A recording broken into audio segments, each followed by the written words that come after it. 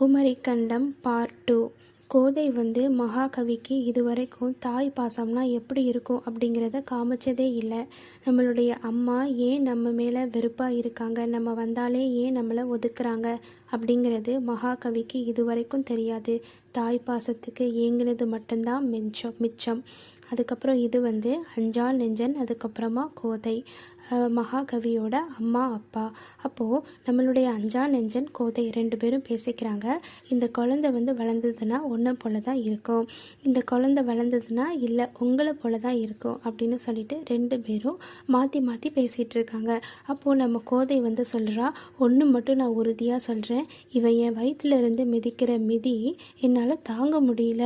Maybe இவன் உங்களை விட பல மடங்கு பலசாலியாக வருவான் அப்படிங்கிறது மட்டும் கன்ஃபார்மாக தெரியுது அப்படின்னு பேசிகிட்டு இருக்காங்க.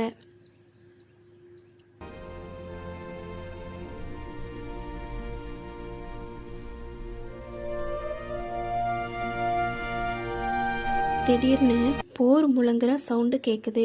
நம்மளுடைய அஞ்சான் நெஞ்சன் ஆவேசப்படுறான். அதுக்கப்புறம் கோதை கூட பயப்படுறா. ஏன்னா இதுவரைக்கும் முன்னெச்சரிக்கையுமே இல்லாமல், எந்த ஒரு முன்னெச்சரிக்கையுமே இல்லாமல் முதல்ல தாக்கப்பட்டது இப்போந்தான். அவங்க எதிரி நாட்டு படைகள் என்ன செய்கிறாங்க அப்படின்னா, அவங்க தீ பிளம்புகளோட நிறைய குண்டுகளை அவங்களுடைய நாட்டு மக்கள் இருக்கக்கூடிய குடிசை பகுதியிலையும், அதுக்கப்புறமா அரண்மனை மேலேயும் அவங்க தீ குண்டுகளை பாய்க்கிறாங்க. அப்போது நம்மளுடைய அஞ்சான் நெஞ்சன் என்ன பண்ணுறான், நான் கண்டிப்பாக இந்த இடத்த விட்டு போயே ஆகணும், மக்களை நான் காப்பாற்றணும், அதனால் நீ என்ன பண்ணு, ஒரு சேஃபான இடத்துக்கு போய் உன்னையும் குழந்தையும் காப்பாற்றிக்கோ, குழந்தை எப்போனாலும் பிறக்கலாம் அப்படின்னு சொல்லிட்டு அஞ்சான் நெஞ்சன் கோதையை விட்டு விலகி போகிறான். அப்போது கோதை சொல்கிறா, நில்லுங்க, விலகி போகாதீங்க, எனக்கு குழந்தை பிறக்கிற மாதிரி இருக்குது, லேபர் பெயின் வருது, என்னை விட்டு போகாதீங்க அப்படின்னு சொல்லிட்டு கத்துறா.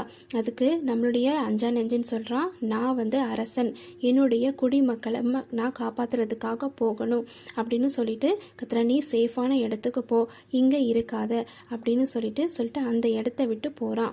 அவன் ஒரு சவுண்டு கொடுத்ததும் நம்மளுடைய கஜ யாழி பறந்து வருது. நம்மளுடைய அஞ்சான் நெஞ்சன் நல்ல சீறிக்கிட்டு நம்மளுடைய கஜ யாழி மேலே ஏறி போருக்கு கிளம்புறான். ஆல்ரெடி போர் தொடங்கிருச்சு.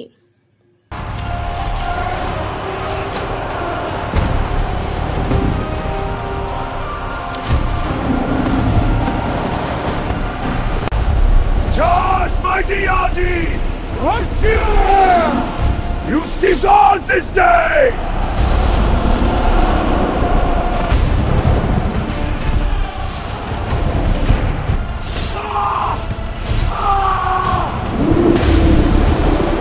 எதிரி நாட்டு மன்னன் சிம்ஹ யாழியோட சண்டை போட, நம்மளுடைய அஞ்சா நெஞ்சன் கஜ யாழியோட போர் போட, 2 பேருக்கும் நடக்கக்கூடிய அந்த யுத்தம் ரொம்பவும் சீரியஸாக நடந்துட்டு இருக்கு. எந்த ஒரு முன்னெச்சரிக்கையுமே இல்லாமல் அவன் வந்தால் கூட அவனை எதிர்க்கக்கூடிய பலமும் தைரியமும் படைகளும் ஒரு 5 மினிட்ஸில் திரட்டக்கூடிய அறிவும் பராக்கிரமும் கொண்டவர் தான் நம்மளுடைய அஞ்சான் நெஞ்சன். இதுவரைக்கும் யாருமே அடக்க முடியாத எல்லா யாளிகளையும் அடக்கின ஒரே மன்னன் தான் நம்மளுடைய அஞ்சான் நெஞ்சன். இந்த சமயத்தில் நம்மளுடைய கோதைக்கு லேபர் பெயின் வருது. அப்போது ஏன்னா திடீர்னு இந்த விஷயங்கள் நடந்ததும் அவளுக்கு லேபர் பெயின் வருதா இல்லை தன்னாலே வயிறு வலி வருதான்னு தெரியல, அவளுக்கு ரொம்ப கஷ்டமாகுது. அப்போது அங்கே இருக்கக்கூடிய பணிப்பெண்கள் எல்லாருமே ஓடி அரசியே, நீங்கள் இங்கே இருக்க வேண்டாம், ஏன்னா எதிரி நாட்டு சிப்பாய்கள் நம்மளுடைய அரண்மனையை நெருங்கிட்டாங்க, அவங்க எல்லா இடத்தையுமே சேதப்படுத்திட்டு உள்ளே வராங்க, நீங்கள் இங்கே இருக்கிறது உங்களுக்கும் உங்களுடைய குழந்தைக்கும் உத்தரவாதம் இல்லை.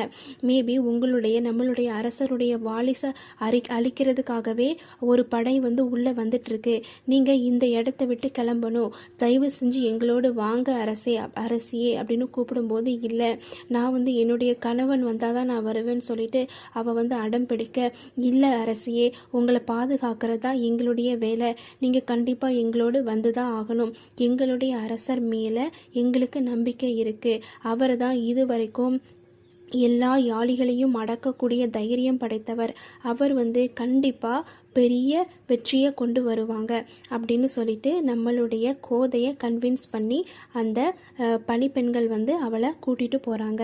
அப்போது நம்மளுடைய கோதை சுரங்க பாதைக்குள்ளே வரா. சுரங்க பாதைக்குள்ளே அங்கே இருந்து வேற ஒரு இடத்துக்காக போய்கிட்டு இருக்காங்க. நம்மளுடைய கோதை எங்கே போகிறா, இதுக்கப்புறம் என்ன நடந்தது, நம்மளுடைய கோதை தன்னுடைய மகனை காப்பாற்றினாளா அப்படிங்கிறத நம்ம பார்ட் 3ல் பார்க்கலாம். இந்த கதை பிடிச்சிருந்தா சப்ஸ்கிரைப் பண்ணுங்கள், பெல் ஐக்கானை கிளிக் பண்ணுங்கள். தேங்க்ஸ் ஃபார் வாட்சிங்.